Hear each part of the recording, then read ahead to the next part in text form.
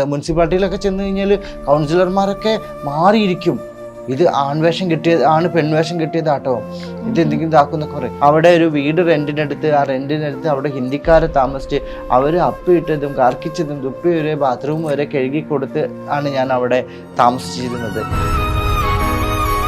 ആ സമയം തന്നെ ഞാൻ ഗവൺമെന്റ് കോളേജിൽ അഡ്മിഷൻ എടുത്തതും.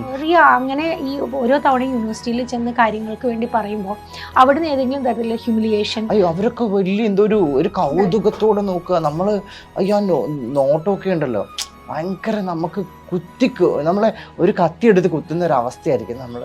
പക്ഷെ എങ്കിലും നമ്മളത് സഹിക്കല്ലാതെ വേറെ നിവർത്തിയില്ല. മലപ്പുറത്ത് പെരിന്തൽമണ്ണ പോലത്തെ ഒരു സ്ഥലത്ത് നമ്മൾ ഇങ്ങനെ നിന്ന് അതിൽ നിന്ന് ഇവിടേക്ക് എത്തണമെങ്കിൽ എത്ര സ്ട്രഗിൾ ചെയ്യണം എന്നുള്ളത് എനിക്ക്. ഒരു നേരത്തെ ആഹാരത്തിന് പോലും കിട്ടാണ്ടിരുന്നിട്ട് നമ്മൾ മുട്ട റൈസ് വാങ്ങിയിട്ട് 2 നേരം വെള്ളത്തിൽ വെച്ച് കഴിച്ച ദിവസങ്ങളുണ്ട് നമുക്ക്. ചെറിയൊരു റൂമിൻ്റെ ഇടയിൽ മൂട്ടക്കടി കൊണ്ട് കിടന്നിട്ട് 2 മണിക്ക് നമ്മൾ പുറത്തിറങ്ങി നിന്ന ദിവസങ്ങളുണ്ട്. ഒരുപാട് സ്ട്രഗ്ലിംഗ് പീരീഡ് വേറെയാണ്. കാരണം വെച്ച് കഴിഞ്ഞാൽ നമ്മൾ ആ സർജറി ആയിരിക്കും നമ്മുടെ ലക്ഷ്യം. നമ്മുടെ ആൺകുട്ടി ആയിരിക്കുന്ന സമയത്ത് നമ്മുടെ ലിംഗം നമ്മൾ ഉള്ളിലേക്ക് മടക്കി വെച്ചിട്ട് കണ്ണാടിന് മുമ്പിൽ പോലും നല്ലൊരു രീതിയിൽ കാണണം എന്നാഗ്രഹിച്ച് അങ്ങനെ നിൽക്കുന്നത് നമ്മൾ സർജറിയിലേക്ക് എത്തുന്ന സാഹചര്യമാണ്.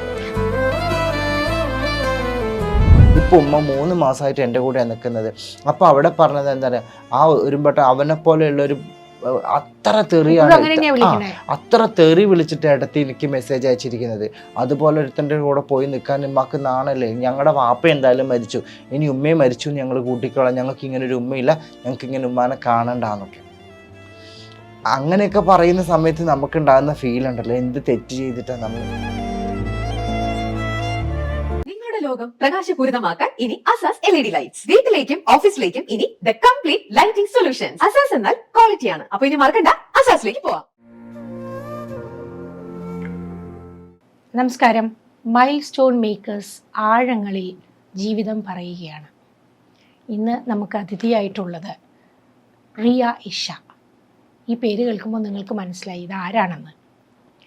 റിയ എന്ന വ്യക്തിത്വത്തെക്കുറിച്ച് ഞാനൊന്ന് കൂടുതൽ അന്വേഷിച്ചപ്പോൾ നമുക്കറിയുന്നത് പോലെ അവരൊരു ട്രാൻസ് വുമൺ ആക്ടിവിസ്റ്റാണ്, ലോക് അദാലത്തിലെ ഒരു പാരാലീഗൽ അഡ്വൈസറാണ്, മനുഷ്യാവകാശ പ്രവർത്തകയാണ്, സ്പോർട്സ് പേഴ്സണാണ്, ഡാൻസറാണ്, മോഡലാണ്, ആക്ടറാണ്, അങ്ങനെ പലതുമാണ്. ഇത്രയും വെർസറ്റൈലായിട്ടുള്ള ഒരാൾ ജീവിതം പറയുമ്പോൾ, ജീവിതത്തിൽ കടന്നു വന്ന വഴികളെക്കുറിച്ച് പറയുമ്പോൾ അത് നമ്മൾ സാഗൂതം കേൾക്കേണ്ടതുണ്ട്. റിയ, നമസ്കാരം. നമസ്കാരം. ഒരുപാട് സന്തോഷം പരിചയപ്പെടാൻ സാധിച്ചതിൽ. തീർച്ചയായിട്ടും. റിയയെക്കുറിച്ച് റിയ ഇന്ന് വരുന്നു എന്ന് പറഞ്ഞപ്പോൾ, റിയയെ ഞാൻ കണ്ടിട്ടുണ്ട്, സ്ക്രീനിൽ കണ്ടിട്ടുണ്ട്, സിനിമ, കൂടുതൽ സിനിമയായാലും അല്ലെങ്കിൽ ടെലിവിഷനിലെ സീരിയലിലൊക്കെ ഞാൻ കണ്ടിട്ടുണ്ട്. പക്ഷേ അന്നൊന്നും ഞാൻ റിയയുടെ പുറകിൽ ഇങ്ങനെ ഒരു വലിയ കഥ, ഈ ഇവിടം വരെ എത്തി ഇത്ര ശക്തിയായൊരു സ്ത്രീയായിട്ട് നമ്മുടെ മുന്നിൽ വന്നിരിക്കുമ്പോൾ ഇത്രയും സ്ട്രഗിളിലെ കൂടിയാണ് വന്നതെന്നൊന്നും ഞാൻ ചിന്തിച്ചിരുന്നില്ല. അതുകൊണ്ട് തന്നെ കുറച്ചൊക്കെ കാര്യങ്ങൾ അറിഞ്ഞപ്പോൾ കൂടുതൽ അറിയണമെന്ന് തോന്നി. അങ്ങനെയാണ് റിയ ആഴങ്ങളിലേക്ക്, മനസ്സിൻ്റെ ആഴങ്ങളിൽ പോയി സംസാരിക്കാനായിട്ട് ഇവിടെ എത്തിയത്. നമ്മൾ ഇപ്പോൾ കഴിഞ്ഞ മിൽ സ്റ്റോണിൻ്റെ ഇൻ്റർവ്യൂവും ഈ ഒരു ഇൻ്റർവ്യൂവും കൂടെ തമ്മിൽ എൻ്റർലി ഡിഫറെൻ്റ് ആണ്. കഴിഞ്ഞ പ്രാവശ്യം ശാരികയായിരുന്നു ഹോട്ട് സീറ്റിൽ. അതും ഇതും വെച്ച് നോക്കുമ്പോൾ രാവും പകലും വ്യത്യാസമുണ്ട്. ചേച്ചീൻ്റെ ഒരു എന്താ പറയുക, ആങ്കറായിട്ട് ചേച്ചീൻ്റെ മുമ്പിൽ എനിക്ക് ഇരിക്കാൻ പറ്റിയതിൽ തന്നെ വലിയൊരു സന്തോഷം. കാരണം അത്രയും എക്സ്പീരിയൻസ്ഡ് ആയിട്ടുള്ള, അത്രയും നോളജ് ആയിട്ടുള്ള, ഡയറക്ടറും ഒക്കെ ആയിട്ടുള്ള ചേച്ചിയുടെ മുമ്പിൽ ഇരിക്കാൻ പറ്റിയത് തന്നെ എനിക്ക് വലിയൊരു ആഗ്രഹം. കാരണം വെച്ചാൽ ഞാൻ ഒരുപാട് ആങ്കേഴ്സിൻ്റെ മുമ്പിൽ ഇരുന്നിട്ടുണ്ട്. ഇത്രയും എക്സ്പീരിയൻസ്ഡ് ആയിട്ടുള്ള ഒരാളുടെ മുമ്പിൽ ആദ്യമായിട്ട് ഇരിക്കാൻ. എക്സ്പീരിയൻസിന് വർഷം നോക്കി ഒരു പക്ഷേ റിയയുടെ പ്രായം തന്നെ ഉണ്ടാവും അല്ലേ എക്സ്പീരിയൻസ്. അത് പോട്ടെ. പക്ഷെ ജീവിതമാണല്ലോ റിയ പലപ്പോഴും നമ്മളെ പഠിപ്പിക്കുന്ന ഒരുപാട് പാഠങ്ങൾ. റിയ കടന്നു വന്ന മുൾവഴികളെന്ന് തന്നെ വേണമെങ്കിൽ പറയാം. കേരളത്തിൽ കോഴിക്കോടാണ് ജനിച്ച് വളർന്നത്. ഒരു ഘട്ടം വരെ ഒരു ആൺകുട്ടിയായിട്ട് വളർന്നു. അതെ. ആ ആൺകുട്ടിയുടെ മനസ്സിൽ, ആൺകുട്ടി ശരീരം കൊണ്ടും മനസ്സിൽ പെൺകുട്ടിയുമാണ് അല്ലേ? അത് തിരിച്ചറിഞ്ഞ സമയം എപ്പോഴാണ്? ഞാനൊരു 21 വയസ്സ് 20 വയസ്സൊക്കെ ആകുമ്പോഴാണ് തിരിച്ചറിയുന്നത്. ഇങ്ങനെയാണല്ലോ, എന്താണ് നമുക്ക് മാത്രം ഇങ്ങനൊരു സ്ത്രീകളോട് അറ്റാച്ച്മെന്റ് തോന്നാത്തത്, അല്ലെങ്കിൽ ആ സ്ത്രീനെ മറ്റു പുരുഷന്മാർ കാണുന്ന ആ വിഷനിലൂടെ വ്യൂയിലൂടെ നമുക്ക് കാണാൻ പറ്റാത്തത് എന്താന്നൊക്കെ അപ്പോഴാണ് നമുക്ക് മനസ്സിലാവുന്നത്. അപ്പോഴിതൊന്നും അന്നൊന്നും എന്താണ് ജെൻഡർ, എന്താണ് സെക്സ്, അല്ലെങ്കിൽ നമ്മുടെ ഇങ്ങനത്തെ ഒരു കാര്യങ്ങളൊന്നും ഒന്നും ബോധേഡല്ല. എന്തൊക്കെയോ കുറേയൊക്കെ നമ്മുടെ ഒരു ലെവൽ ഓഫ് മൈൻഡ് കറക്റ്റ് ഒരു ബോഡിയുടേതല്ല എന്നുള്ളത് മാത്രമേ നമുക്ക് അറിയുന്നുള്ളൂ. കാരണം നമ്മൾ നമുക്ക് നമ്മുടെ ഉള്ളിലെ ആഗ്രഹങ്ങൾ കംപ്ലീറ്റ്ലി എന്താണ്, ഒരു ബോയ് ആയിരിക്കും, ബോയിനോട് അട്രാക്ഷൻ ആയിരിക്കും. ആ രീതിയിൽ അവരെ നോക്കുന്ന സമയത്ത് അവരുടെ പ്രതികരണം വേറെ റോങ് ആയിരിക്കാം. അപ്പം അങ്ങനെയൊക്കെ അതൊക്കെ ഭയങ്കര നമ്മളെന്താ നമ്മുടെ ഉള്ളിൽ കംപ്ലീറ്റ് ഒരു സ്ത്രീക്ക് തോന്നുന്ന ഒരു പുരുഷനോട് തോന്നുന്ന രീതിയിൽ, കാരണം ഒരു സ്ത്രീനോട് എന്തായാലും ഞങ്ങൾക്ക് തോന്നില്ല. അപ്പം ഒരു പുരുഷനോട് തോന്നുന്ന സാധനം ആ പുരുഷന്റെ രൂപം ഇട്ടിട്ട് നമ്മൾ അവരോട് തോന്നുമ്പോൾ എന്തായിരിക്കും അവരുടെ പ്രതികരണം എന്ന് പറയാൻ പറ്റില്ല. അപ്പൊ അത് വളരെ മോശമായിട്ടായിരിക്കും. പഠിക്കാനായിട്ട് ബാംഗ്ലൂർ പോയി, ബാംഗ്ലൂരിൽ പഠിത്തമൊക്കെ കഴിഞ്ഞിട്ട് തിരിച്ച് പെരിന്തൽമണ്ണ നമ്മുടെ നാട്ടിൽ എന്തെങ്കിലും ചെയ്യണമെന്ന് ആഗ്രഹിച്ചു എന്ന് പറഞ്ഞു. അപ്പൊ അതിന്റെ ഒരു റീസൺ എന്തായിരുന്നു? ഇല്ല, ഞാൻ പെരിന്തൽമണ്ണ മഞ്ചേരി കോടതിയിലായിരുന്നു ഇതിന് വേണ്ടിയിട്ട് അദാലത്തിങ് ജഡ്ജിങ് പാനലിലൊക്കെ നിന്നത്. അങ്ങനെയാണ് ഞാൻ പെരിന്തൽമണ്ണയിൽ താമസാക്കിയത്. അവിടെ നിന്നുകൊണ്ടാണ് അതുപോലത്തെ ഒരു സ്ഥലത്ത് റിയ, ഞാൻ ഇന്ററപ്റ്റ് ചെയ്യാന്ന് വിചാരിക്കരുത്, അതും കൂടി ചേർത്ത് ഉത്തരം കിട്ടണം, അതുകൊണ്ടാണ് ചോദിക്കുന്നത്. അതുപോലൊരു സ്ഥലത്ത് സാധാരണ നമ്മൾ പറയും എറണാകുളം അല്ലെങ്കിൽ തിരുവനന്തപുരം അല്ലെങ്കിൽ മുംബൈ ഒക്കെ പോലെയുള്ള സിറ്റീസിൽ ഇങ്ങനെ ഒരു ഡിഫറെൻ്റ് ആയിട്ടുള്ള ആൾ എന്നുള്ള രീതിയിൽ അവരെ ആക്സെപ്റ്റ് ചെയ്യും, ട്രാൻസ്ഫോമൺ ആവാൻ ചിന്തിക്കുന്ന ഒരാളെ ആക്സെപ്റ്റ് ചെയ്യും. പക്ഷെ ഒരു ചെറിയ ഗ്രാമത്തിൽ അവിടുത്തെ മനസ്സ് തന്നെ അങ്ങനെ ആൾക്കാരുടെ, അങ്ങനെയുള്ളൊരു സ്ഥലത്തിലെ ആക്സെപ്റ്റൻസും അതൊരു വലിയ സ്ട്രഗിൾ അല്ലേ? പക്ഷെ നല്ല സ്ട്രഗിൾ ആയിരുന്നു. കാരണം വെച്ചാൽ മലപ്പുറം ജില്ലയിൽ ഇങ്ങനെ രാത്രി കാലങ്ങളിൽ ഡ്രസ് ചേഞ്ച് ചെയ്ത് നിൽക്കുന്ന ആൾക്കാരുണ്ടാവാം. പക്ഷെ രാവും പകലും അങ്ങനെ ആ സമയത്ത് ഞാൻ മാത്രമേ ഉണ്ടായിരുന്നുള്ളൂ. ഞാൻ മാത്രമാണ് ആ സമയങ്ങളിൽ അവിടെ എന്ത് ചെയ്യുന്നത് 24 hours ഇങ്ങനെ ക്രോസ് ഡ്രസ് ഇടുക എന്ന് പറയും. ക്രോസ് ഡ്രസ് ഇട്ടിട്ട് നടന്നിരുന്നത് മുനിസിപ്പാലിറ്റി ആണെങ്കിലും പോലീസ് സ്റ്റേഷനിലാണെങ്കിലും എവിടെയൊക്കെ ആണെങ്കിലും ഞാൻ ആ രീതിയിൽ നടന്ന സമയത്ത് ആദ്യമൊക്കെ കാണുന്ന സമയത്ത് ഇത് ആണാണ് കേട്ടോ, ഇങ്ങനെ ഭയങ്കരമായിട്ട് നോക്കുമായിരുന്നു. മുനിസിപ്പാലിറ്റിയിലൊക്കെ ചെന്ന് കഴിഞ്ഞാൽ കൗൺസിലർമാരൊക്കെ മാറിയിരിക്കും, ഇത് ആൺവേഷം കിട്ടിയത് പെൺവേഷം കിട്ടിയതാട്ടോ, ഇത് എന്തെങ്കിലും ഇതാക്കുന്നൊക്കെ പറയും. അങ്ങനെയുള്ള സ്ഥലത്താണ് ഞാൻ മുനിസിപ്പാലിറ്റിയിൽ നിന്നുള്ള കോവിഡ് പ്രവർത്തകർക്ക് അവാർഡ് വരെ വാങ്ങിയത്. അതായത് അവിടെ ഒരു അക്സെപ്റ്റൻസ് കിട്ടാൻ വളരെ ഒരുപാട് ശ്രമം നടത്തി. അവിടെ ഒരു വീട് റെന്റിനെടുത്ത് ആ റെന്റിനെടുത്ത് അവിടെ ഹിന്ദിക്കാരെ താമസിച്ച് അവർ അപ്പിയിട്ടതും കർക്കിച്ചതും തുപ്പി വരെ ബാത്റൂം വരെ കഴുകി കൊടുത്ത് ആണ് ഞാൻ അവിടെ താമസിച്ചിരുന്നത്. എന്ന് വെച്ച് കഴിഞ്ഞാൽ അതിൽ നിന്നൊരു വരുമാനം കണ്ടെത്തി. അതുപോലെ തന്നെ അബീസ് ബേക്കറിയിൽ ഒരു 15ഓളം ആൾക്കാർക്ക് ഞാൻ അവിടെ ഉച്ചക്കത്തേക്ക് ഫുഡ് ഉണ്ടാക്കി കൊടുക്കും. ആ സമയം തന്നെ ഞാൻ ഗവൺമെൻറ് കോളേജിൽ അഡ്മിഷൻ എടുത്തതും ഫസ്റ്റ് ഇയർ ഞാൻ അവിടെ ഗവൺമെൻറ് കോളേജിൽ പോയതും. ഗവൺമെൻറ് കോളേജൊക്കെ പോയപ്പോൾ തട്ടം പോലും പുറത്തേക്ക് ഇങ്ങനെ നിസ്കരിക്കാൻ റൂമൊക്കെ ഉണ്ടാവും, തട്ടം പോലും അവർ പുറത്തേക്ക് ഒരു മറ്റൊരു പെൺകുട്ടി കാണുന്ന രീതിയിൽ ഇങ്ങനെ മെല്ലെ ഊരിയിട്ടൊക്കെയാണ് ഇടുന്നിരുന്നത്. ആ ഒരു സാഹചര്യത്തിലാണ് ഞാൻ അവിടെ ചെല്ലുന്നത്. അപ്പോൾ അവരെങ്ങനെ അക്സെപ്റ്റ് ചെയ്തതെന്ന് അപൂർവം കുട്ടികൾ മാത്രമാണ് അക്സെപ്റ്റ് ചെയ്തിട്ട്. അവിടെ നിന്നിട്ടാണ് ഞാൻ യൂണിവേഴ്സിറ്റിയിലാണെങ്കിലും ഇന്റർനാഷണൽ അത്ലറ്റ് മീറ്റിലാണെങ്കിലും ഇത് ആർട്സിലാണെങ്കിലും ഒക്കെ നമ്മൾ അവിടെ നിന്നുകൊണ്ടാണ് ഇതിനെ തരണം ചെയ്ത് ജീവിക്കുന്നത്. എത്ര പ്രാവശ്യം നമ്മൾ യൂണിവേഴ്സിറ്റി കയറി ഇറങ്ങണം എന്നറിയോ? അല്ല, അതിനെപ്പറ്റി ഒന്ന് പറയൂ. കാരണം ഈ ഇപ്പോൾ മത്സരിക്കാനായിട്ട് ട്രാൻസ്ജെൻഡേഴ്സിന് സെപ്പറേറ്റ് ഒരു കാറ്റഗറി തന്നെ അങ്ങനെ ഒരു കാര്യം ഇല്ലായിരുന്നു, അത് റിയാണ് തുടങ്ങി വെച്ചത്. അപ്പൊ അതിനു വേണ്ടിയുള്ളൊരു ഫൈറ്റ് അതെന്ന് വെച്ചാൽ ഡയറക്ട് ബോർഡിലും നമ്മുടെ യൂണിവേഴ്സിറ്റി ചെയർമാൻ്റെ അടുത്തും ഇവരുടെ അടുത്തൊക്കെ കയറി ഇറങ്ങുവാണ്. ഇങ്ങനെ ഒരു seat already 2 seat already government തന്നിട്ടുണ്ട്. അപ്പോൾ എല്ലാ കോളേജിലും എല്ലാ കോളേജുകളിലും കുട്ടികൾ ആയിട്ടുമുണ്ട്. അപ്പോൾ ഇത് സെപ്പറേറ്റ് ഇങ്ങനെ ഒരു കാറ്റഗറി കൊണ്ടുവന്നാൽ എന്താ? കാരണം നമ്മൾ പോകുന്ന ഏരിയ നമ്മളൊന്ന് ക്ലീൻ ആക്കി വരുന്നവർക്കൊരു നല്ല രീതിയിൽ നമ്മളവിടെ പോയി. ചെറിയ കാര്യമല്ല, അന്ന് അതൊന്നും ചിന്തിച്ചിട്ടുണ്ടായിരുന്നില്ല. അന്നേ അപ്പം നമ്മൾ ചിന്തിക്കുന്നതെന്ന് വെച്ച് കഴിഞ്ഞാൽ ഞാൻ എന്തായാലും പഠിച്ചങ്ങനെ പോയോണ്ട് ഒരു കാര്യമില്ല, വരുന്ന കുട്ടികൾക്കെങ്കിലും ഒരു ഇങ്ങനെയൊക്കെ ഇതായിക്കോട്ടെ എന്ന് വെച്ചു. പക്ഷെ ഇന്ന് ഇത് സ്പോർട്സുകളിലും ആർട്സുകളിലും ഒക്കെ ഭയങ്കരമായിട്ട് പാർട്ടിസിപ്പേഷൻ എന്തോരം കുട്ടികളാണ് ട്രാൻസ്പോർഷൻസ് കിട്ടുന്നതെന്നറിയോ? അതിപ്പോൾ എനിക്ക് ഓർക്കുമ്പോൾ അഭിമാനം തോന്നുന്നുണ്ട്. കാരണം അന്ന് ഞാൻ ആ ചെയ്തു വെച്ചതിൻ്റെ ഫലമാണല്ലോ ഇന്ന് ഈ കുട്ടികൾ പോകുന്നത്. സിമ്പിളായിട്ട് അവർ യൂണിവേഴ്സിറ്റിയിൽ ഒരു വിഭാഗം തന്നെ അതിന് വേണ്ടിയിട്ട് കോമ്പറ്റീഷനിൽ വരുന്നു.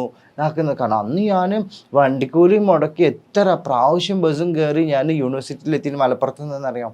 അന്ന് ഇന്ന് വരുമ്പോൾ ചെയർമാൻ ഉണ്ടാവില്ല, നാളെ വരുമ്പോൾ ഡയറക്ടർ ഉണ്ടാവില്ല, ഇങ്ങനെ അങ്ങനത്തെ ഇതിൽ എത്രയോ പ്രാവശ്യം. അപ്പോൾ റിയ അങ്ങനെ ഈ ഓരോ തവണ യൂണിവേഴ്സിറ്റിയിൽ ചെന്ന് കാര്യങ്ങൾക്ക് വേണ്ടി പറയുമ്പോൾ അവിടുന്ന് ഏതെങ്കിലും തരത്തിലുള്ള ഹ്യൂമിലിയേഷൻ? അയ്യോ, അവരൊക്കെ വലിയ എന്തോ ഒരു കൗതുകത്തോടെ നോക്കുക. നമ്മൾ അയ്യോ നോട്ടമൊക്കെ ഉണ്ടല്ലോ ഭയങ്കര, നമുക്ക് നമ്മളെ ഒരു കത്തി എടുത്ത് കുത്തുന്ന ഒരു അവസ്ഥയായിരിക്കും നമ്മൾ.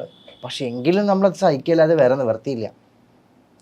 ആ ഒരു മനസ്സിൻ്റെ ആ സമയത്തുണ്ടായ വിങ്ങൽ ഈ ഒരു കോസിന് വേണ്ടി ഞാൻ നിൽക്കുന്നുള്ളതിലേ കൂടിയാണോ അത് മറികടന്നത്, ആ വേദനകളൊക്കെ?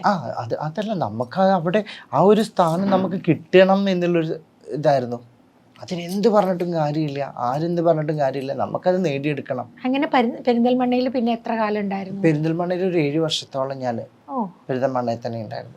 എങ്ങനെയാണ് ഈ അതിഥി തൊഴിലാളികൾക്ക് വേണ്ടിയിട്ട് താമസം ഒരുക്കുക എന്ന് പറയുന്ന ഒരു പുതിയ ഒരു ഇന്നോവേഷനാണ്. അത് സാധാരണ ആൾക്കാർ അത്ര ചെയ്യാൻ മടിക്കുന്ന ഒരു കാര്യമാണ്. അങ്ങനെ ഒരു കാര്യത്തിലേക്ക് എത്തിപ്പെട്ടത് എങ്ങനെയാണ്? അല്ല, അത് നമ്മൾ ഞാൻ താമസിക്കുന്ന ഒരു ലോഡ്ജ് അവിടെ ഉണ്ടായിരുന്നു. അന്ന് ലോഡ്ജിലാണ് താമസിച്ചിരുന്നത്. ആ ലോഡ്ജിൻ്റെ അടുത്ത് തന്നെ അവർ കുറച്ച് പേരിങ്ങനെ കൂട്ടായിട്ട് താമസിക്കുന്നുണ്ടായിരുന്നു. ആ താമസിക്കുന്നിടത്തു നിന്ന് അപ്പം എനിക്ക് തോന്നി ഇങ്ങനെ ഇവർക്കൊരു വീടെടുത്ത് റെൻറ്റിനെടുത്ത് കൊടുത്തിട്ട് അവരെ കുറേ പേര് എന്നോട് ഞാൻ ഇങ്ങനെ കമ്പനി അടിക്കുമ്പോൾ ഇതാക്കി അങ്ങനെ അവർക്ക് റെൻറ്റിന് അവിടെയാണ് അതിൻ്റെ അടുത്ത് തന്നെ ഒരു വീട് റെൻറ്റിനെടുത്ത് അവരൊരു റൂമിൽ 5 പേരെ താമസിപ്പിച്ചു. അങ്ങനെ 30ഓളം ആൾക്കാർ. അങ്ങനെയാണ് എനിക്ക് അതിന്റെ അതൊരു വരുമാന സ്രോതസ്സും കൂടി ആയി മാറ്റി എന്ന് വേണമെങ്കിൽ. പിന്നെ എനിക്ക് എന്നെ സംബന്ധിച്ച് ഞാൻ ബിസിനസ് ഐഡിയാസ് നല്ല രീതിയിൽ എനിക്ക് വർക്കൗട്ട്, ഇപ്പോഴും എൻ്റെ കയ്യിലുള്ള കുറേ ബിസിനസ് ഐഡിയാസുകൾ ഞാനത് ഓരോന്നോരോന്നായിട്ട് പുറത്തെടുക്കാൻ പോകുന്നു. എനിക്ക് ഏറ്റവും വേണ്ടത് ബിസിനസ് അച്ചീവ്മെന്റ്സ് അവാർഡാണ്. അത് ഡീപ്പ് ലെവൽ ആൾക്കാരിൽ തന്നെ എനിക്ക് വാങ്ങണം എന്നുള്ളത് നിർബന്ധം. മരിക്കുന്നതിൻ്റെ ഇടയിൽ വാങ്ങിയിരിക്കും ഞാൻ തീർച്ചയായിട്ടും. അപ്പോൾ അതുപോലെയുള്ള അച്ചീവ്മെന്റ്സ് ഇങ്ങനെ ഓരോ ഘട്ടത്തിലും ഉണ്ടാക്കിക്കൊണ്ടുണ്ട്. പിന്നെ എങ്ങനെയാണ് ഈ ഗോഡ് ഡിസൈൻ, ഞാനിങ്ങനെ പേര് കേട്ടു, അവിടെ ഒരു മോഡലിംഗ് ട്രെയിനിങ് കൊടുക്കുന്ന, ഫാഷൻ ഡിസൈനിങ് ഒക്കെ ട്രെയിനിങ് കൊടുക്കുന്ന ഒരു സ്ഥാപനം തന്നെ തുടങ്ങി. അതിന് പേര് ദൈവത്തിന്റെ ഡിസൈൻ.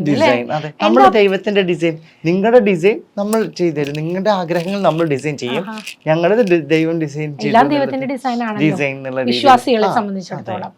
അങ്ങനെയാണ്. അവിടെ എന്തൊക്കെയാണ് അത് തുടങ്ങാനായിട്ട് എന്തൊക്കെ ആദ്യകാലത്തെ?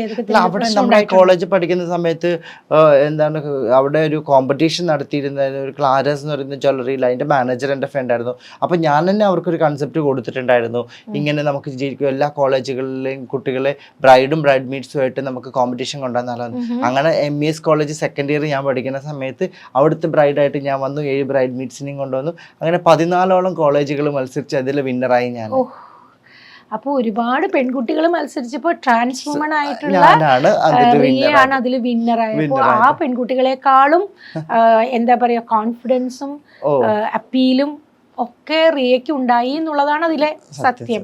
അങ്ങനെയാണോ പിന്നീട് ഒരു ജ്വല്ലറി മോഡൽ, പിന്നെ ദുബായ് ഗോൾഡിന്റെ ജ്വല്ലറി മോഡലായി ഞാൻ. അപ്പൊ അവിടുന്ന് കഴിഞ്ഞപ്പം ഒരു മോഡൽ എന്നുള്ള അങ്ങനെ ഒരു ആഗ്രഹമൊന്നുമില്ല. പിന്നെ എൻ്റെ ശരീരവും ഞാൻ പോകുന്ന വർക്കൗട്ടുകളും കാര്യങ്ങളും ഒക്കെ ഈ മോഡലിംഗ് ഫീൽഡിലൊക്കെ ഒരു ആപ്റ്റാണെന്ന് എനിക്ക് അപ്പോഴാണ് തോന്നുന്നത്. നമ്മൾ ഓരോ സാഹചര്യം പോകുന്നതിനനുസരിച്ചിട്ടുണ്ട് നമുക്കത് സൂട്ടാണെന്ന് മനസ്സിലാവും. അങ്ങനെ ചെല്ലുമ്പോൾ ഇവർ ഇതിലേക്ക് വരുന്ന സമയത്ത് അവിടെ നിന്ന് തന്നെ ഓരോരുത്തർ ഇതിലേക്ക് എത്തേണ്ട എങ്ങനെയാണ്, ഇങ്ങനെ പല മെസ്സേജുകളും വരാൻ തുടങ്ങി. എങ്ങനെ എത്തിയത്, എങ്ങനെ ഞങ്ങൾ എത്തേണ്ടത് എന്നുള്ള കുറേ. അപ്പം എനിക്ക് നല്ലൊരു ബോധ്യമായി ഇവർക്കൊക്കെ താല്പര്യമുണ്ട്, പക്ഷെ അവർക്ക് അതിനുള്ളൊരു ഓപ്പർച്യൂണിറ്റി എന്താണ്, രീതി എങ്ങനെയാണ് പോകേണ്ടതെന്ന് അറിയാത്തത് കൊണ്ടാണ്. അങ്ങനെയാണ് ഞാൻ അവിടെ ഫുഡ് ഒരു ബേക്കറിയുടെ ഇന്നും അവിടുത്തെ ഓണർ എന്നെ വിളിച്ച് കാര്യങ്ങൾ അന്വേഷിക്കുക, എങ്ങനെ ഇൻ്റർവ്യൂ ഇപ്പോൾ ജീവിത രീതിയൊക്കെ മാറിയല്ലോ, കാണുന്നുണ്ട്, സ്റ്റാറ്റസ് കാണുന്നുണ്ട്, അതിൽ അഭിമാനമുണ്ട്. അതങ്ങനെ ഒരുപാട് പേര് അവിടെയുള്ള ആൾക്കാർ, നമ്മുടെ മുനിസിപ്പാലിറ്റി ചെയർമാൻ വരെ ആണെങ്കിലും അവിടുത്തെ കൗൺസിലേഴ്സ് ആണെങ്കിലും ഇന്ന് വിളിച്ചിട്ട് നമ്മളോട് പറയാറുണ്ട്, റിയ എല്ലാ സ്റ്റാറ്റസും കാണുന്നുണ്ട്, ഒരുപാട് സന്തോഷമുണ്ട് റിയ, ഇങ്ങനെ വളർച്ച കാണുമ്പോൾ എന്നൊക്കെ പറയാറുണ്ട്. കാരണം അന്ന് ഞാൻ നിന്ന ആ സ്ഥാനത്ത് നിന്ന് ഞാൻ നിൽക്കുന്ന സ്ഥാനം തമ്മിൽ ഇവർ കമ്പയർ ചെയ്യുമ്പോൾ അവർക്ക് പോലും പറ്റുന്നില്ല എന്നുള്ളതാണ് അവർ പറയുന്നത്. അപ്പം അതിന് അവിടെയുള്ള ബേക്കറിയുടെ മുകളിൽ തന്നെ ഞാൻ 2500 സ്ക്വയർ ഫീറ്റ് റോയൽ പ്ലാസ എന്ന് പറയുന്ന ഒരു ബിൽഡിങ്ങിൽ ഞാൻ അവിടെ തന്നെ ഞാൻ ഇൻസ്റ്റിറ്റ്യൂട്ട് തുടങ്ങി. വലിയൊരു പ്രോഗ്രാം, അതും കോവിഡ് സമയത്ത് അത്രയും കോവിഡിൽ അത്രയും ജനങ്ങളും ഇതിന് പങ്കെടുത്തു എന്നുള്ളതാണ് ഈ ഒരു ഷോയ്ക്ക് കാണാനൊക്കെ. അത് ശ്വേത ചേച്ചിയായിരുന്നു അതിന്റെ ഇനാഗ്രേഷൻ നടത്തിയത്. രാജീവ് പിള്ള, ഋതുമന്ത്ര, അനിക സുരേന്ദ്രൻ, ഇങ്ങനെയുള്ള ഒട്ടനവധി ആർട്ടിസ്റ്റുകൾ വന്നിട്ടുള്ള ഒരു ഷോസോട് കൂടിയാണ് അത് നമ്മൾ അവിടെ ഓപ്പൺ ചെയ്തത്. ഇതൊക്കെ പറയുമ്പോൾ ഇത് അക്സെപ്റ്റൻസ് കിട്ടിയ കഥകളാണ്. പക്ഷേ എനിക്ക് കൂടുതൽ അറിയേണ്ടത് റിയയുടെ സ്ട്രഗിൾസിനെ കുറിച്ച് കൂടി അറിയണം. കാരണം റിയ ഇപ്പോൾ ആക്സെപ്റ്റൻസ് കിട്ടി, ലോകം മുഴുവൻ അംഗീകരിക്കുന്ന ഒരു വ്യക്തിത്വമായി മാറി, അംഗീകരിക്കല്ല ആരാധിക്കുന്ന വ്യക്തിത്വമായി മാറി. പക്ഷേ ഇപ്പോഴും സ്ട്രഗിൾ ചെയ്യുന്ന ഒരുപാട് പേരുണ്ട്. അപ്പോൾ ചിലരൊക്കെ വിചാരിക്കാറുണ്ട് ഞങ്ങളിങ്ങനെയാണ്, ഞങ്ങൾക്കിനി ഇതിലപ്പുറത്തേക്കൊന്നും വളരാൻ പറ്റില്ല, അല്ലെങ്കിൽ അങ്ങനെ വേദനിക്കുന്ന ആൾക്കാരുണ്ട്. അവർ വിചാരിക്കും എൻ്റെ മാത്രം ദുഃഖമാണ്, ഓരോരുത്തരും വിചാരിക്കും ഞങ്ങളുടെ മാത്രം ദുഃഖമാണ്. അല്ല. അപ്പോൾ അത്തരം കാര്യങ്ങൾ നമ്മൾ ഷെയർ ചെയ്യുമ്പോഴാണ് അവർ വിഷമിക്കരുത് എന്ന് നമുക്ക് പറയാൻ പറ്റുക. അപ്പോൾ ചിലപ്പോൾ അവർ വിചാരിക്കും റിയയെ സംബന്ധിച്ചിടത്തോളം ലൈഫ് വളരെ സ്മൂത്ത് ആയിരുന്നു ആ ഘട്ടത്തിൽ എന്ന് ധരിച്ചേക്കും. പക്ഷെ അല്ലല്ലോ, ഒരിക്കലും അല്ലാന്ന് വെച്ചാൽ ഇപ്പൊ ഇത് ഉദാഹരണം എന്താക്കിയത്, ഈ മലപ്പുറത്ത് പെരിന്തൽമണ്ണ പോലത്തെ ഒരു സ്ഥലത്ത് നമ്മൾ ഇങ്ങനെ നിന്ന് അതിൽ നിന്ന് ഇവിടേക്ക് എത്തണമെങ്കിൽ എത്ര സ്ട്രഗിൾ ചെയ്യണം എന്നുള്ളതാണ്. എനിക്ക് ഒരു നേരത്തെ ആഹാരത്തിന് പോലും കിട്ടാണ്ടിരുന്നിട്ട് നമ്മൾ മുട്ട റൈസ് വാങ്ങിയിട്ട് 2 നേരം വെള്ളത്തിൽ വെച്ച് കഴിച്ച ദിവസങ്ങളുണ്ട്. നമുക്ക് ഒരു മൂട്ടുകടി കൊണ്ട് ചെറിയൊരു റൂമിൻ്റെ ഇടയിൽ മൂട്ടുകടി കൊണ്ട് കിടന്നിട്ട് 2 മണിക്ക് നമ്മൾ പുറത്തിറങ്ങി നിന്ന ദിവസങ്ങളുണ്ട്. ഒരുപാട് സ്ട്രഗ്ലിംഗ് പീരീഡ് വേറെയാണ്. കാരണം വെച്ച് കഴിഞ്ഞാൽ നമ്മൾ ആ സർജറി ആയിരിക്കും നമ്മുടെ ലക്ഷ്യം. നമ്മുടെ ആൺകുട്ടി ആയിരിക്കുന്ന സമയത്ത് നമ്മുടെ ലിംഗം നമ്മൾ ഉള്ളിലേക്ക് മടക്കി വെച്ചിട്ട് കണ്ണാടിന് മുമ്പിൽ പോലും നല്ലൊരു രീതിയിൽ കാണണം എന്നാഗ്രഹിച്ച് അങ്ങനെ നിൽക്കുന്ന ഇത് നമ്മൾ സർജറിയിലേക്ക് എത്തുന്ന സാഹചര്യമുണ്ട്. അന്ന് സർജറിയിലേക്ക് എത്തിയിട്ടില്ല. ഇല്ല, അതൊന്നും ഇതില്ല. അതൊക്കെ നമ്മൾ ഈ ഒരു ഫണ്ടൊക്കെ ഉണ്ടാക്കിയത് എന്തോരം പൈസ ഇതാക്കി മാറ്റണം. അതെ. അപ്പൊ അന്ന് റിയയുടെ വീട്ടില് ഒരുപാട് സഹോദരങ്ങളുള്ള ഒരു കുടുംബമല്ലേ, വലിയ കുടുംബമാണെന്നാണ് കേട്ടത്.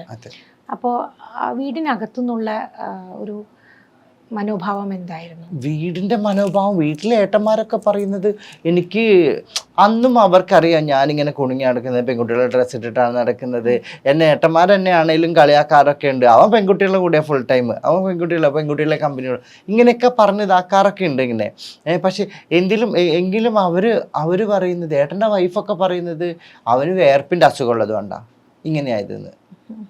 ഞാൻ ഏത് വേർപ്പിൻ്റെ, എനിക്ക് എപ്പോഴാണെങ്കിലും ഞങ്ങൾക്കൊരു വലിയ ഹോട്ടലൊക്കെ ഉണ്ടായിരുന്നു അവിടെ. വെക്കേഷൻ സമയത്ത് ഒരു ഒഴിവ് കിട്ടുന്ന സമയത്ത് ഞാൻ അവിടെ സപ്ലൈ വരെ ചെയ്യാൻ പോയിട്ടുണ്ട്. എല്ലാ പണിക്കും ഞാൻ പോയിക്കൊണ്ടിരിക്കുന്നത്. എനിക്ക് അധ്വാനിക്കുന്നത് ഭയങ്കര ഇഷ്ടമുള്ള കാര്യമാണ്. അതിപ്പോഴാണല്ലോ എവിടെയാണ് ഇപ്പോൾ ഒരു സെലിബ്രിറ്റി ഇതിൽ നിൽക്കുന്നുണ്ടെങ്കിൽ പോലും ഞാൻ എവിടെയെങ്കിലും ഒരു കല്യാണത്തിന് ഇതിനൊക്കെ പോയി എനിക്കിഷ്ടം, അല്ലെങ്കിൽ ഓണത്തിന് സെലിബ്രേഷനൊക്കെ പോയി കഴിഞ്ഞാൽ എനിക്ക് സെർവ് ചെയ്യാനും കാര്യങ്ങളും അവരിൽ ഒരാളായിട്ട് നിൽക്കാനൊക്കെ എനിക്കിഷ്ടം. അപ്പോൾ ഈ പണിയെടുക്കാനുള്ള മടി കൊണ്ടാണ് പെണ്ണാവണം എന്ന് ആഗ്രഹിക്കുന്നില്ലേ, പെണ്ണിനെ പോലെ നടക്കുന്നത് എന്നാണ് വീട്ടിൽ നിന്ന് തന്നെ പറയുന്നത്. അപ്പം അതിപ്പോഴും പറഞ്ഞുകൊണ്ടിരിക്കുന്നതും അത് തന്നെയാണ്. ശരി. ഇപ്പോഴും അങ്ങനെയാണെങ്കിൽ അവരുടെ അടുത്തുനിന്നുള്ള ഒരു അക്സെപ്റ്റൻസ് കുറവ് ഇപ്പോഴും ഉണ്ട്. ഇപ്പോൾ അക്സെപ്റ്റേ ഇല്ല അവര്. അത് 2 ഇത്തമാരും അവർ മാത്രമേ എന്നെ അക്സെപ്റ്റ് ചെയ്ത, കുട്ടികളും മാത്രമേ, കുറച്ചൊരു ഉമ്മയും മാത്രമേ ഉള്ളൂ. ഉമ്മ എങ്ങനെയായിരുന്നു ഇത് പറഞ്ഞപ്പോ ഉമ്മയുടെ ഭാഗ്യം? ഉമ്മ ഇത്തൊക്കെയാണ് ആദ്യം എന്നെ കാണാൻ വരുന്നത്. പെരിന്തൽമണ്ണയിൽ ഞാൻ പാരാലീഗൽ വോളണ്ടറി ആയിട്ടൊക്കെ സ്റ്റേഷനിൽ വർക്ക് ചെയ്യുന്ന സമയത്ത് എന്നെ കാണുമ്പോൾ തന്നെ ഞെട്ടിയിട്ടിരിക്കുന്നു. ഇതെന്താ നീ പെൺവേഷം കെട്ടി നിൽക്കുന്നത്, നീ ആണായിരുന്നില്ല, നിന്നെ കുളിപ്പിച്ചപ്പോൾ ഞാൻ നിനക്ക് ആണ്ടതായിരുന്നില്ല, ഇപ്പം എന്താ നീ ഇങ്ങനെ ആയിരിക്കുന്നത്? ഞാൻ പറഞ്ഞു, ഞാൻ ഇവരോട് എന്താ പറയാം, നിനക്ക് ആ രീതിയൊക്കെ ഞാൻ കുറേയൊക്കെ പറഞ്ഞു നോക്കി, ഇങ്ങനെയാണ് അങ്ങനെ ഇതായിരുന്നൊക്കെ. പക്ഷെ ഇവർക്കൊന്നും മനസ്സിലാവുന്നില്ല. ഞാനപ്പോൾ അവരോട് വെറുതെ പറഞ്ഞു, എൻ്റെ സർജറി ഒക്കെ കഴിഞ്ഞിട്ടുണ്ട്, ഇനി എനിക്ക് തിരിച്ചു വരുന്നത് പറ്റില്ല, കാരണം അങ്ങനെ പറ്റുന്ന ഇതാക്കാന്നൊക്കെ ചോദിച്ചു.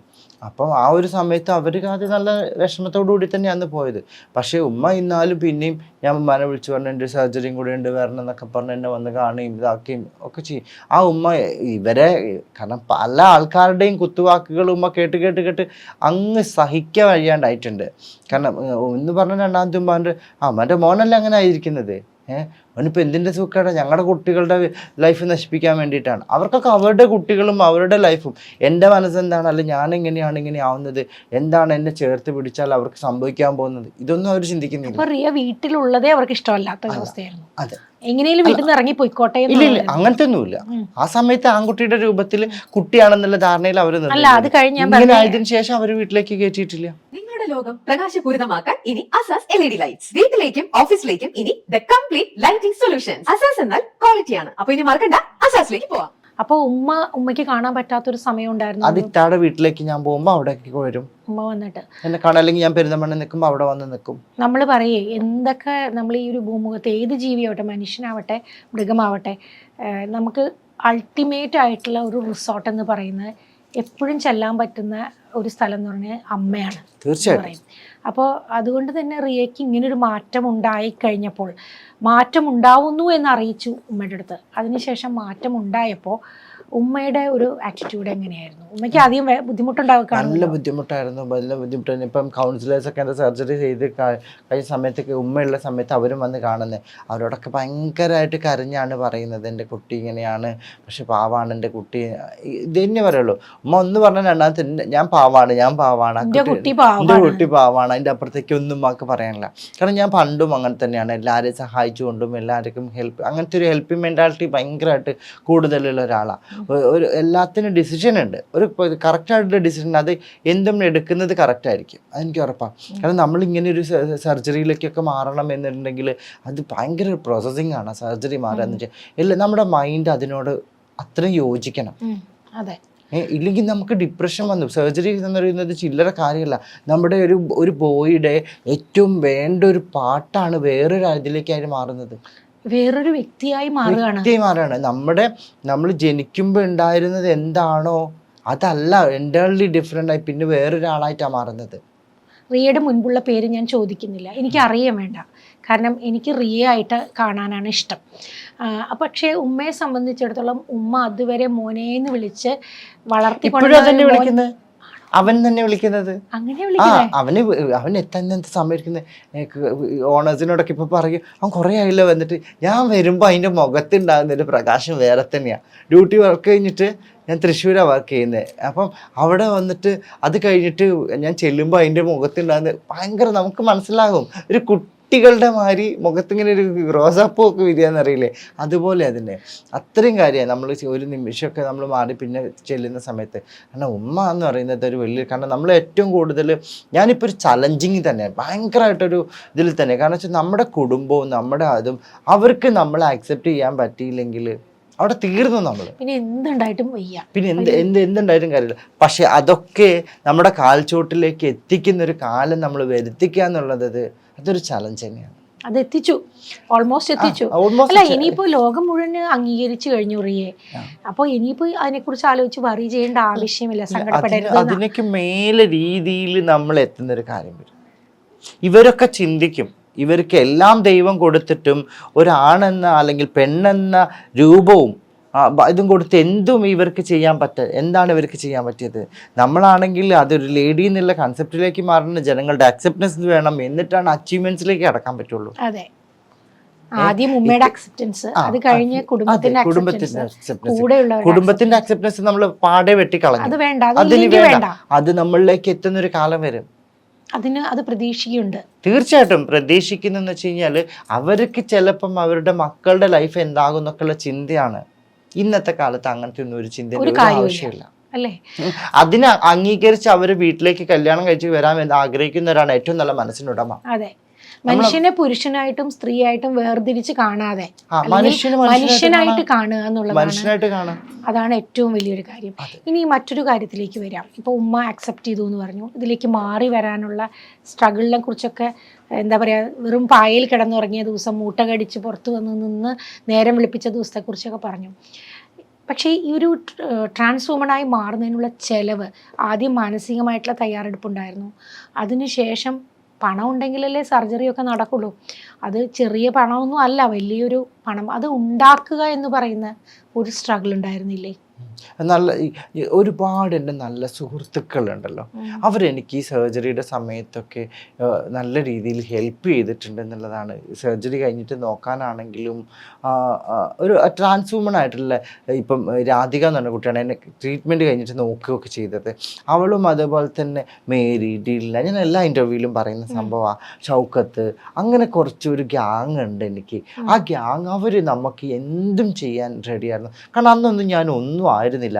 ആ സമയത്ത് ഇവർ പുരുഷനും സ്ത്രീയായിട്ട് നടക്കുന്ന ആൾക്കാരാണെങ്കിൽ പോലും അവരെന്നെ കയ്യും പിടിച്ച് ഞങ്ങൾ അവിടെയുള്ള ഹോട്ടൽസിലാണെങ്കിലും പാർട്ടീസിലാണെങ്കിലും ഒക്കെ കൊണ്ടുപോവുകയും കൂടെ നിൽക്കുകയും അതുപോലെ സർജറിക്ക് ഇപ്പം തലേ ദിവസമൊക്കെ ഞാൻ സർജറിക്ക് വേണ്ടി നാളെ ഞാൻ ബുക്കും ചെയ്തിട്ടുണ്ട്, ഇനി എനിക്ക് 90,000 രൂപ ഒപ്പിക്കണം, 90,000 രൂപ ഒപ്പിക്കണം. ഞാൻ അവിടെ ഇരുന്ന് കരയാണ്, എന്ത് ചെയ്യും പഠിച്ചോ, ആരെ വിളിക്കും പഠിച്ചോ എന്നൊക്കെ പറയുമ്പോൾ ഉള്ള മാല വരെ എടുത്ത് പണയം വെച്ചിട്ട് എൻ്റെ സർജറിക്ക് വേണ്ടിയിട്ട് ചിലവാക്കിയ ആൾക്കാർ. റിയ എന്ന് പറയുന്ന ഹൃദയത്തെ മനസ്സിലാക്കുന്ന കൂട്ടുകാരുണ്ടായിരുന്നു. അത് റിയ അതുപോലെ തന്നെ ഈ സർജറി എന്ന് പറയുമ്പോൾ സാധാരണക്കാർക്ക് അത് എങ്ങനെ ചിന്തിച്ച് അതിനെ ഉൾക്കൊള്ളാൻ പറ്റുമെന്ന് അറിയില്ല. നമ്മളൊക്കെ നിങ്ങളെ ആക്സെപ്റ്റ് ചെയ്യുന്നു, പക്ഷെ നിങ്ങൾ കടന്നു വന്ന സർജറി എന്നൊക്കെ പറയുന്ന ഒരു കാര്യത്തിൽ അതിൻ്റെ വേദനയും എന്താ പറയാ, എനിക്കറിയില്ല എങ്ങനെയാണ് അത് എക്സ്പ്രസ് ചെയ്യുന്നത്.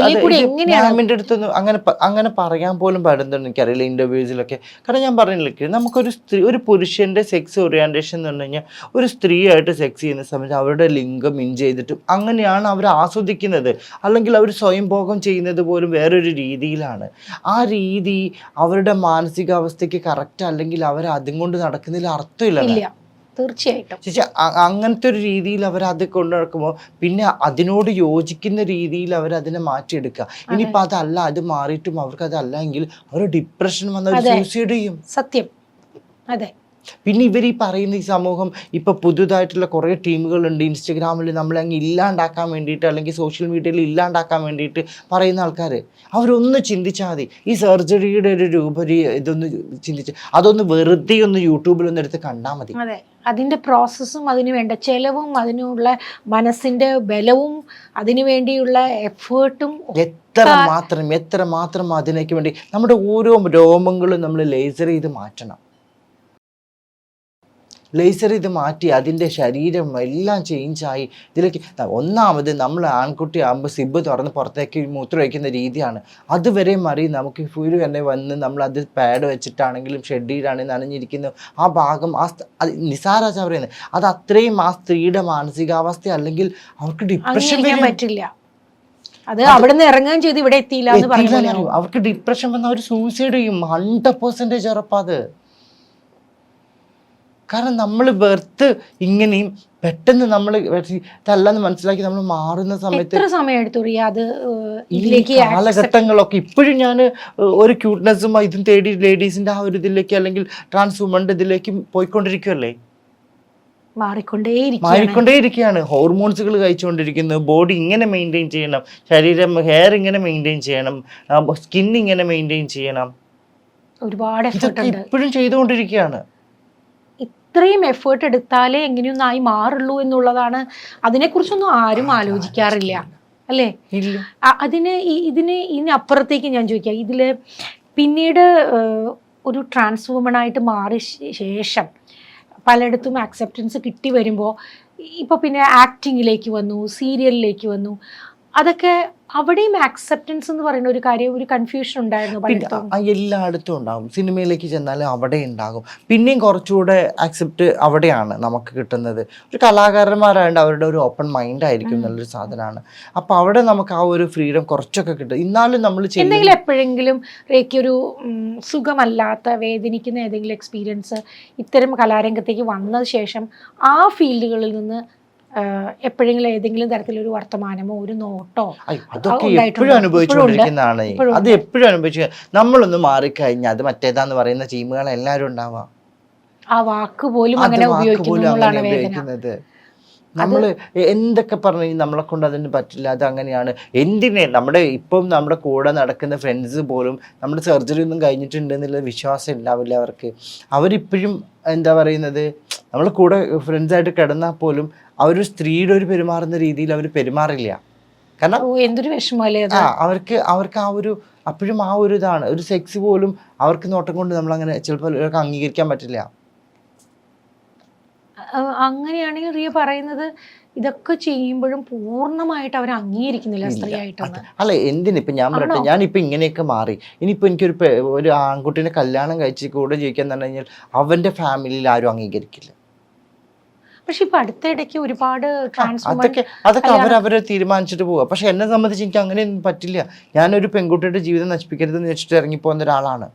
അപ്പോൾ വേറൊരു ആൺകുട്ടിയുടെ ജീവിതം ഞാൻ നശിപ്പിക്കുന്നില്ലെങ്കിൽ നശിപ്പിക്കുക എന്നല്ല ഞാൻ പറയുന്നത്. പക്ഷെ അവരുടെ ഫാമിലീസ്, കല്യാണം എന്ന് പറയുന്നത് എല്ലാവരും കൂടെ മിങ്കിളായിട്ട് ഫാമിലിയും, ഇത് എല്ലാവർക്കും ഓരോരുത്തർക്കും ഓരോ കാഴ്ചപ്പാടാണല്ലോ. എൻ്റെ കാഴ്ചപ്പാട് ഇതാണ്. അവൻ്റെ ഫാമിലി ഉള്ളാണെങ്കിൽ ഞാൻ ഫാമിലിയും കൂടെ അംഗീകരിക്കുന്ന ഒരു സാഹചര്യം വരും. ഞാൻ അതിലേക്കൊന്നും നിൽക്കാറില്ല, അതിനെക്കുറിച്ചും ചിന്തിക്കാറില്ല. ഞാൻ എൻ്റേതായിട്ടുള്ള ഒരു ലൈഫ് കെട്ടിപ്പടുക്കണം, ഞാൻ പറഞ്ഞ ലൈഫ് അച്ചീവ്മെൻറ്റ്സിൽ അവാർഡ് നേടണം, ബിസിനസ് അവാർഡ് നേടണം, എൻ്റെ ഫാമിലി എന്നെ കൂടെ നിർത്തണം, അല്ലെങ്കിൽ എൻ്റെ നാട്ടുകാർ എന്നെ കൂടെ നിർത്തണം, ഇതൊക്കെ ഞാൻ ചിന്തിക്കുന്നത്. അതൊക്കെയാണ് പ്രയോറിറ്റീസ്. പക്ഷെ ഒരു മെയിൽ കമ്പാനിയൻ വേണമെന്ന് എപ്പോഴെങ്കിലും തോന്നിയിട്ടില്ലേ? സത്യം ഞാൻ പറയട്ടെ, ഒരു സ്ത്രീനെക്കാട്ടും കൂടുതൽ എന്താ പറയുക, ഒരു പുരുഷനെ കെയർ ചെയ്യാനും സ്നേഹിക്കാനും അവൻ്റെ കാര്യം, എൻ്റെ കാഴ്ചപ്പാട് ഇതാണ്.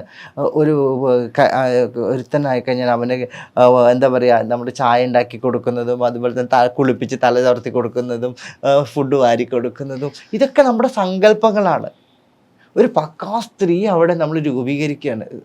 അതാണ് നമുക്ക് അവിടെ ആ ഒരു കിട്ടുന്ന സ്ത്രീ ആയിക്കഴിഞ്ഞു. അല്ല, അതൊക്കെ ഇനിയിപ്പോൾ സ്ത്രീയാണോ, ഇനി നാട്ടുകാർ പറയുമ്പോൾ നമ്മൾ എന്താണോ, ഞാൻ ആഗ്രഹിക്കുന്നത് പറഞ്ഞില്ലേ, എല്ലാവരും പറയും പോലെ സ്ത്രീ ആണെങ്കിൽ ഇനി അങ്ങനെ ട്രാൻസ്ഫോമൺ ആണ്, അങ്ങനെ എന്താണെങ്കിലും അതൊന്നും എന്നെ സംബന്ധിക്കുന്ന കാര്യമില്ല. ഞാൻ റിയ ആണെന്നുള്ളത് മനസ്സിലാക്കി എന്നെ സ്നേഹിക്കുന്നവർ കൂടെ നിന്നാൽ മതി.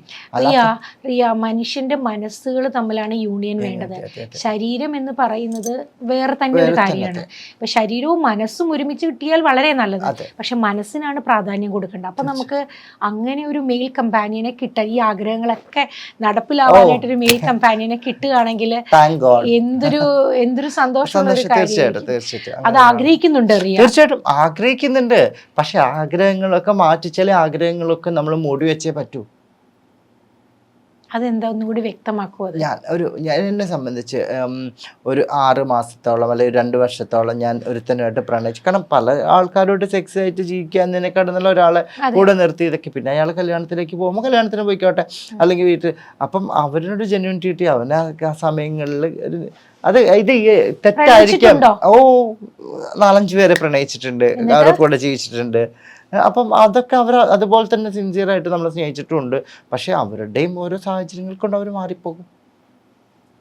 അപ്പോ അത് സാധ്യമാണ് എന്നുള്ളതാണ്. പലപ്പോഴും ഇഷ്ടം പോലെ ഇപ്പോ പലരും ട്രാൻസ് വുമൻ കല്യാണം കഴിച്ച വളരെ സന്തോഷമായിട്ട് ജീവിക്കുന്ന ആൾക്കാരൊക്കെ ഉണ്ടല്ലോ അതിനകത്ത്. ഒരുപാട് ഉദാഹരണങ്ങളുണ്ടല്ലോ നമ്മുടെ മുമ്പിൽ തന്നെ ഇപ്പം നല്ല രീതിയിൽ ജീവിക്കുന്നതൊക്കെ. അതൊക്കെ രണ്ട് മനസ്സുകൾ തമ്മിൽ യോജിക്കുമെങ്കിൽ അതിനപ്പുറത്തേക്ക് വേറെ ഒന്നുമില്ല.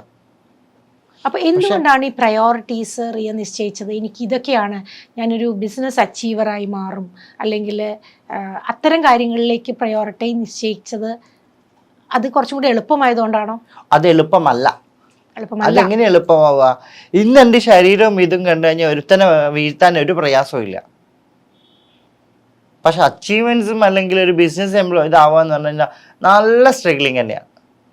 ഏറ്റവും ഹെവി ലെവലിൽ തന്നെയാണ് ഈ ഒരു അവസ്ഥയെന്ന്. കാരണം നമ്മളൊരാളിലേക്ക് ചെന്ന്, ഒരു ഓഫീസിലേക്ക് ചെന്ന് നമ്മളിരുന്ന് സംസാരിക്കണം, നമുക്കായിട്ടുള്ള ആറ്റിറ്റ്യൂഡ്, നമ്മുടേതായിട്ടുള്ള ആ ഒരു സാധനം നമ്മൾ അവിടെ വർക്കൗട്ട് ചെയ്തില്ലെങ്കിൽ അവർ അക്സെപ്റ്റ് ചെയ്യില്ല അത്. ഇന്ന് ഞാനൊരു സിനിമ പ്രൊഡക്ഷൻ കമ്പനിയുടെ സൂര്യഭാരതി ക്രിയേഷൻ്റെ ഹെഡാണ് ഞാൻ. അവിടുത്തെ ഓരോ സിനിമയുടെ കാര്യങ്ങളും നിയന്ത്രിക്കുന്നത് ഞാനാണ്. അതായത് ഒരു പ്രൊഡക്ഷൻ ഹൗസ് ഹെഡ് ചെയ്യുന്ന ഞാനാണ്. അതിന്റെ കൂടെ അഭിനയിക്കുന്നുണ്ട്, ഷോസ് ചെയ്യുന്നുണ്ട്, സിനിമ ആക്ട്, എല്ലാ കാര്യങ്ങളിലും സോഷ്യൽ വർക്കേഴ്സ്, എല്ലാ കാര്യങ്ങളിലും ഞാൻ ഈ സമയം കണ്ടെത്തുന്നത്. പക്ഷേ ഇപ്പോഴും ഒരു കണ്ടന്റ്മെന്റ് എന്ന് പറയുന്ന ഒരു അവസ്ഥയിലേക്ക് മനസ്സെത്തിയിട്ടുണ്ടോ? എങ്ങനെ സ്ത്രീയായി മാറി, ഞാൻ പൂർണ്ണമായിട്ടൊരു സ്ത്രീയായി മാറി. എനിക്ക് സ്ത്രീയായി മാറി എന്ന് വെച്ചാൽ ഞാൻ പണ്ടേ സ്ത്രീ തന്നെയാണ്. സ്ത്രീ എന്ന് പറഞ്ഞാൽ ഞാൻ പറയട്ടെ, ശാരീരികമായിട്ട് സ്ത്രീയാണ്. ഇപ്പം ഞാൻ പറഞ്ഞില്ലേ, ഇപ്പം ഞാൻ അന്ന് പറഞ്ഞൊരു ഇന്റർവ്യൂവിൽ സ്ത്രീ വുമൺ, ട്രാൻസ് വുമൺ എന്നുള്ളത്, അതാണ് എനിക്ക് അറിയപ്പെടാൻ ഇഷ്ടം. അതിൽ അഭിമാനിക്കുകയും ചെയ്യുന്നു. പക്ഷെ ഈ ഒരു മാനസിക അവസ്ഥ ഇതാണ്. പക്ഷെ അതിൽ ഞാൻ ഇപ്പോഴും ഹാപ്പിയാണ്. അന്നും എങ്ങനെയാണ്, ഇന്നിപ്പോൾ ശരീരവും മനസ്സും ഒരുപോലെ ആയിരുന്നേ ഉള്ളൂ. അന്ന് മനസ്സ് മാത്രമേ അങ്ങനെ ഉണ്ടായിരുന്നുള്ളൂ, ശരീരം അങ്ങനെ ഉണ്ടായിരുന്നില്ല. ഇനി എന്തെങ്കിലും ഒരു ദുഃഖം ബാക്കി കിടപ്പുണ്ടോ? ദുഃഖമല്ല. ഇപ്പൊ അടുത്തുണ്ടായ ഒരു സാഹചര്യം എന്ന് വെച്ച് കഴിഞ്ഞാൽ, എൻ്റെ സിനിമയ്ക്ക് പോലും ഞാൻ എറണാകുളത്തേക്ക് ഉമ്മാനെ കൊണ്ടുവരാൻ, ഉമ്മാക്ക് സ്റ്റോക്ക് വന്നിട്ട് ഭയങ്കരമായിട്ട് ബുദ്ധിമുട്ടിയിരുന്ന ഒരു സാഹചര്യമായിരുന്നു അവിടെ ഉണ്ടായിരുന്നത്. അപ്പോൾ ആ സാഹചര്യത്തിൽ ഞാൻ കൊണ്ടുവരണ്ടെന്ന് വെച്ചിട്ട് ഫസ്റ്റത്തെ സിനിമ കാണുക എന്നുള്ളത് എനിക്ക് വലിയൊരു ആഗ്രഹമായിരുന്നു. കാരണം കൂടുതലൊക്കെ സിനിമ. അപ്പോൾ അതിൽ പോലും ഞാൻ കൊണ്ടുവരാണ്ടെന്നൊക്കെ എന്നിട്ട് വീട്ടിൽ നിന്ന് ഉമ്മ, അവിടുത്തെ ഏട്ടന്മാരുടെ ഭാര്യമാരൊക്കെ, ഇവർക്ക് ഏട്ടന്മാർക്കൊക്കെ സ്നേഹമൊക്കെ തന്നെയാണ്, പക്ഷേ എന്നാലും ഇവരുടെ ഭാര്യമാരൊക്കെ ഉമ്മാനെ അങ്ങനെ നോക്കുകയൊന്നുമില്ല. ചോറൊക്കെ വേണമെങ്കിൽ ഇന്ന് അമ്മ ചോറ് എന്നൊക്കെ പറഞ്ഞിട്ട് അവർ ആ കെയർ ചെയ്യേണ്ട രീതി ഒന്നും ചെയ്യൊന്നുമില്ല. എന്നിട്ട് ഏട്ടത്തി എന്നെ ട്രെയിൻ ബുക്ക് ചെയ്യിപ്പിച്ച് എന്നെ കൊണ്ട് ഇവിടെ കൊണ്ടുവന്ന് ഇത്രയും ലോങ് കൊണ്ടുവന്ന് ഇപ്പോൾ ഉമ്മ 3 മാസമായിട്ട് എൻ്റെ കൂടെയാണ് നിൽക്കുന്നത്. അപ്പോൾ അവിടെ പറഞ്ഞത് എന്താ പറയുക, ആ ഒരുമ്പട്ട അവനെ പോലെയുള്ളൊരു അത്ര തെറിയാണ്, അത്ര തെറി വിളിച്ചിട്ട് ഏട്ടത്തി എനിക്ക് മെസ്സേജ് അയച്ചിരിക്കുന്നത്. അതുപോലെ ഒരുത്തൻ്റെ കൂടെ പോയി നിൽക്കാൻ ഉമ്മക്ക് നാണല്ലേ, ഞങ്ങളുടെ വാപ്പ എന്തായാലും മരിച്ചു, ഇനി ഉമ്മയെ മരിച്ചു ഞങ്ങൾ കൂട്ടിക്കോളാം, ഞങ്ങൾക്ക് ഇങ്ങനെ ഒരു ഉമ്മയില്ല, ഞങ്ങൾക്ക് ഇങ്ങനെ ഉമ്മാനെ കാണണ്ടാന്നൊക്കെ. അങ്ങനെയൊക്കെ പറയുന്ന സമയത്ത് നമുക്കുണ്ടാകുന്ന ഫീൽ ഉണ്ടല്ലോ, എന്ത് തെറ്റ് ചെയ്തിട്ടാണ് നമ്മൾ. പക്ഷെ നമ്മളുടെ മനസ്സ് ശരിയെന്ന് പറയുന്ന കാര്യമല്ലേ നമ്മൾ ചെയ്യുന്നത്. ശരി, അതെ. പക്ഷെ എങ്കിൽ പോലും അവരുടെ ആ ഒരു സംസാരത്തിന് അതിന് മാത്രം തെറ്റ് ഞാൻ എന്താ ചെയ്തേ? ഇവർക്ക് സഹിക്കാൻ പറ്റാത്ത, അല്ലെങ്കിൽ ഞാൻ ഇതുപോലെ പറയുന്ന ഇവരെ പോലെ ഇപ്പം എന്ത് രീതിയിലാണ് ഞാൻ ഇവർക്ക് ജീവിക്കുന്നത്? ഞാൻ എന്ന ഇതെന്താണ് ഞാൻ അറിഞ്ഞ് ഞാനായിട്ട് ഒരു പെൺകുട്ടി എന്നെ കൊടുത്ത് കരയുന്നുണ്ടോ? ഇല്ല. ഒരു കുടുംബത്തിന് ഞാൻ കണ്ണീരാക്കിയോ? ഇല്ല. എൻ്റെ ഉമ്മാനെ ഞാൻ ഇന്ന് എൻ്റെ പൊന്നു പോലെ, എനിക്കിപ്പോഴും അറിയാം എൻ്റെ കുടുംബം അല്ലെങ്കിൽ ഉമ്മയെ നമ്മൾ ഉൾക്കൊണ്ടാൽ മാത്രമാണ് നമുക്ക് സമൂഹത്തിൽ സക്സസ് ഉണ്ടാവുള്ളൂ എന്ന്. പക്ഷെ ഉമ്മ എന്നെ കൂടെ പിടിച്ചിട്ടുണ്ട്, ഉമ്മ എനിക്ക് വേണ്ടിയിട്ട് ഒരു കണ്ണീര് വയ്ക്കുന്നുണ്ട്, ഉമ്മ എനിക്ക് വേണ്ടി പ്രാർത്ഥിക്കുന്നുണ്ട്, അതിൻ്റെ എനിക്ക് സക്സസ് എനിക്ക് കിട്ടുന്നുമുണ്ട്.